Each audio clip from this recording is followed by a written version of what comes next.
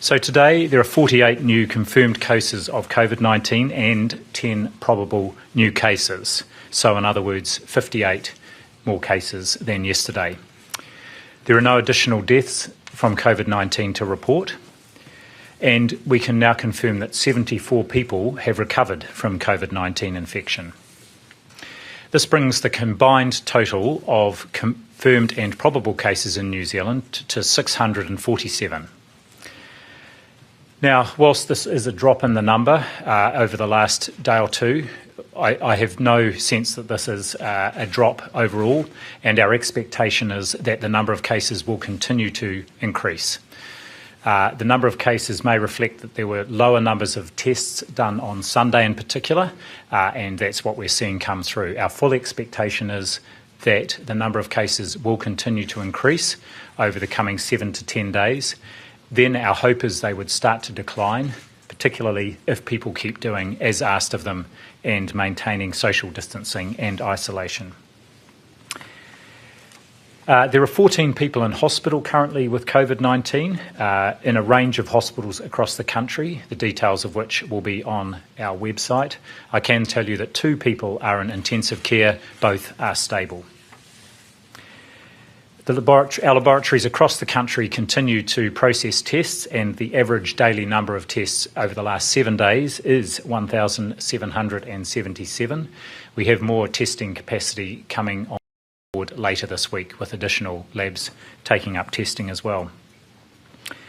We are still seeing that strong link in our positive cases to overseas travel, 53%, as well as them being confirmed or close contacts of confirmed cases, 29% of them, and around 1 to 2% at the moment are community transmission. We will expect the latter proportion to increase.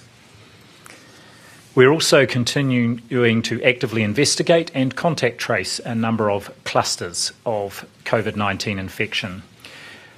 We are reporting those on our website, and the numbers, both the numbers and the locations of those clusters, and updating daily the numbers of confirmed cases.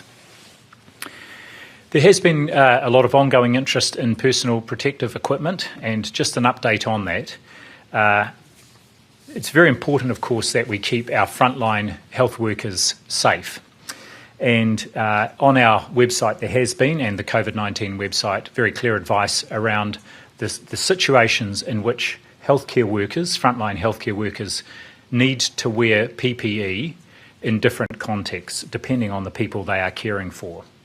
However, I am also conscious that our frontline health workers not only need to be safe, they need to feel safe.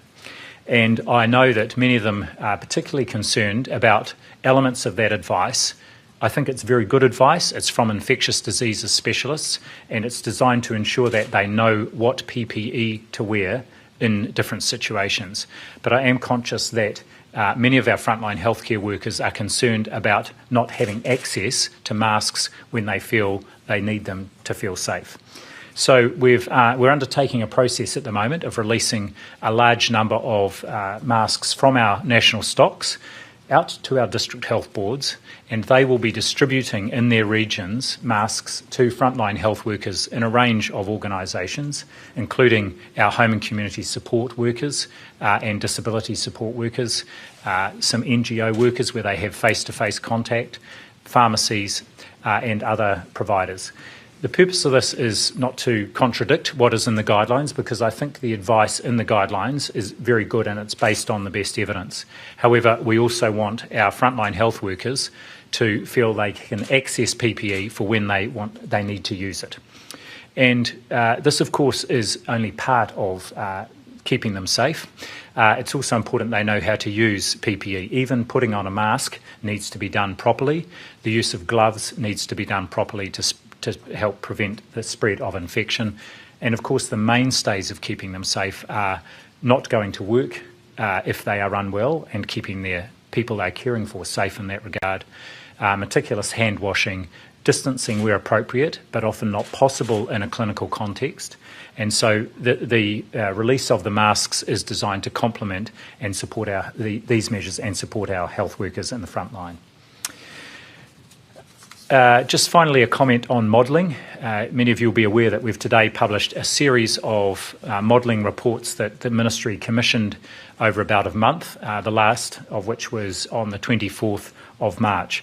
And these were updated as we went through the last month or so to take into account newly emerging evidence and experience in other countries.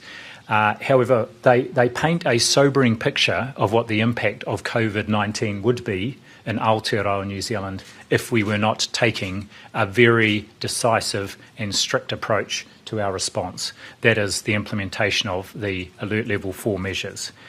So without the actions currently being taken, the uncontrolled spread of COVID-19 would clearly exact a high price on New Zealand in terms of its impact on our healthcare system, on our healthcare workers, and of course in a large number of deaths.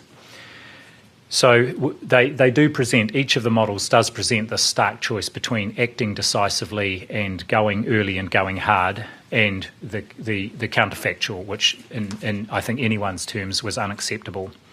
We need to take this virus seriously, and part of taking it seriously is now ensuring we get the best possible outcome from the Alert Level 4 measures we have in place.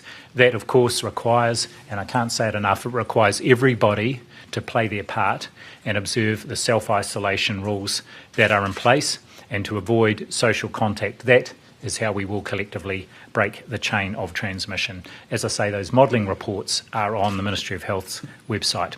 Sarah, I'll hand over to you. Thank you. Firstly, I'd like to thank everyone for all you're doing to help stop the spread of COVID-19. The small things we do as individuals make a real difference. I saw this in action firsthand on one of the few times I've been out of my work-home bubble this Saturday. At my local supermarket, people were doing something most of us have never had to do in our lifetimes, queuing quietly outside the shop, maintaining a safe physical distance and checking in with the person behind. I also visited a chemist yesterday, and the staff said that people are being respectful and thoughtful of others, including only taking one product to leave enough for others, and that is fantastic. Confirmed for me that Kiwis are really uniting against COVID-19. To help ensure you're supported by agencies and services in your local community, I want to outline how we're working with our local government partners. Local Government New Zealand and the New Zealand Society of Local Government Managers have teamed up with the Department of Internal Affairs and the National Emergency Management Agency and other relevant government agencies to establish a COVID-19 local government response unit.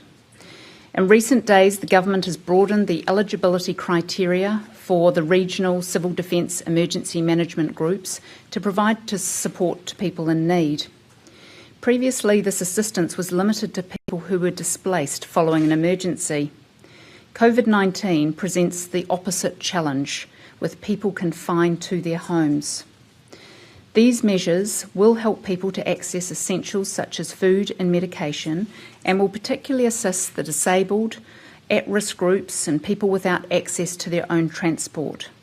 These services are intended for those facing hardship and are offered in addition to a range of other support measures provided by other agencies, but particularly the Ministry of Social Development.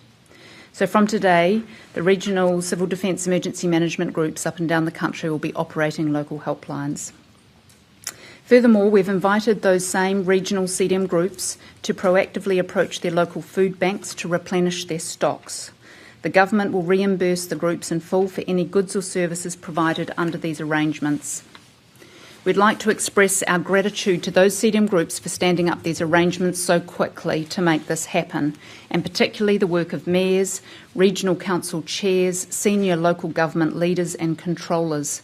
This is about local and central government coming together to literally deliver support to the doorstep of those who need it the most. On behalf of our local authority partners, there's one thing that they and we need people to do, or rather, stop doing. Slightly more practical. Wet wipes. They are a major problem for councils' wastewater treatment plants and sewerage systems. As people rightly become more vigilant about hygiene, the use of wet wipes has increased markedly. Unfortunately, disposing of wet wipes down the toilet leads to extra blockages in the sewer network, and this includes flushable wet wipes. So the bottom line is, if you'll beg my forgiveness, please always put wet wipes in the rubbish and not in the toilet. On some other matters. Repatriation of Kiwis. We continue to support those who have arrived home who do not have an isolation plan. We're ensuring those people are safely housed and fed in managed accommodation. However, more are arriving with a good isolation plan in place, so fewer need to be accommodated unless they have symptoms.